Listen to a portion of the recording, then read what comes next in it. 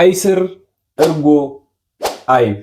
ጡንቻ መገንባት የምትፈልጉና ጡንቻ በመገንባት ሂደት ውስጥ ያላችሁ ሰዎች እነዚህን ሶስት ምግቦች እንዴት ለዓላማችሁ መጠቀም እንዳለባችሁ ዛሬ በዚህ ቪዲዮ እናያለን።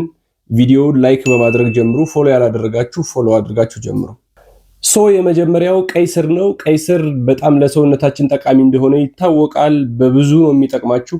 ነገር ግን ዛሬ አንደኛውን ጥቅሙን እነግራችኋለሁ።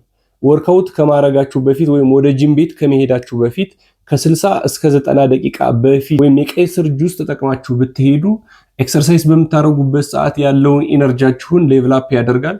ፐርፎርማንሳችሁን ስለሚጨምር በደንብ የገባችሁበትን ዓላማ አቺቭ አድርጋችሁ እንድትወጡ በጣም ኢምፖርታንት ነው ማለት። ከኤክሰርሳይዝ በኋላ ስፔሻሊ ደግሞ ማታ ላይ ወርካውት አድርጋችሁ ጨርሳችሁ እንደተመለሳችሁ ከመተኛታችሁ በፊት እርጎና አይብን ብትጠቀሙ ለሰውነታችሁ ሌሊቱን ሙሉ ያልተቋረጠ የፕሮቲን ሶርስ ሰጣችሁት ማለት ነው።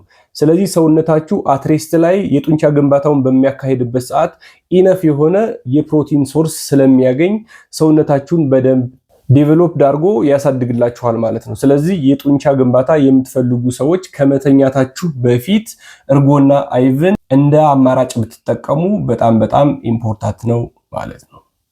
ስለዚህ እነዚህን ሶስት ምግቦች እንዳልኳችሁ አድርጋችሁ ከተጠቀማችሁ ሰውነታችሁን የምትፈልጉበት ደረጃ ላይ ታደርሱታላችሁ። ሜክ ሹር ቀይ ስርን እንደ ፕሪ ወርካውት መጠቀማችሁን ፕላስ ደግሞ እርጎና አይብን ስፔሻሊ ደግሞ እንቅልፍ ከመተኛታችሁ በፊት ብትጠቀሙት ሰውነታችሁ ያልተቋረጠ የፕሮቲን ሶርስ ስለሚያገኝ የሰውነታችሁን የጡንቻ ግንባታ በደንብ ስለሚያሻሽልላችሁ እነዚህን ማድረጋችሁን እንዳትረሱ። This is Profi. See you next time.